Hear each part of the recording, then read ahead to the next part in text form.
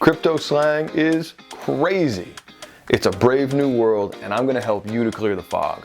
I'm Tyler Kroll, and this is Brass Tacks Living, a channel dedicated to simplifying the complex so you can take action and enrich your life.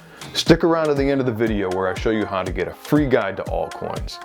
Today's word of the day is, well, hello there.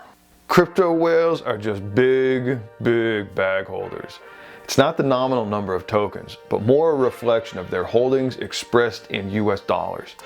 A project with a quadrillion tokens may have a whale that holds 100 trillion, but a project with only 1 million tokens will have a whale that holds 20,000 or so. There's really no defined cutoff as a percentage of circulating supply, but you'll know the effects of a whale when you see them. Whales can be a blessing and a curse. And yes, there is market manipulation that happens all the time. Crypto trading is not regulated, and there is no oversight to police trading behavior. Whales may put in a large sell wall or buy wall that forces smaller traders to place their orders ahead of the whales. This creates volatility in the market and can induce FOMO.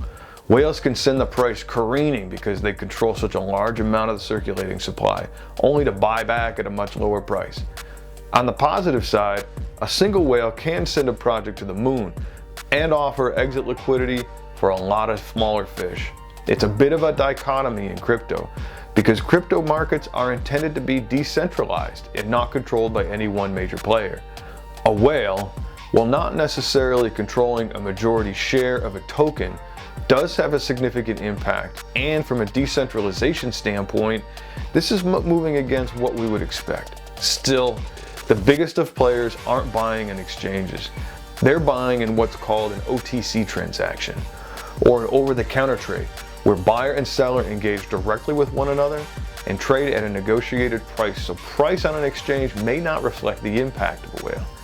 The impact of a whale is really only a temporary phenomenon, and these sporadic price swings and short-term market movements caused by whales diminish as adoption and maturity of the project grows. As the price rises, because of value being created for users and holders, the influence of whales gets shaken off over time. I mentioned at the beginning a free guide to finding and evaluating altcoins. We put together a comprehensive tool to help you find and evaluate your next altcoin gem. You can find that on our website. The link is below and in the description. Hit the like button, subscribe to the channel, and let me know what other jargon you want to see in the comments. I'll see you on the next video.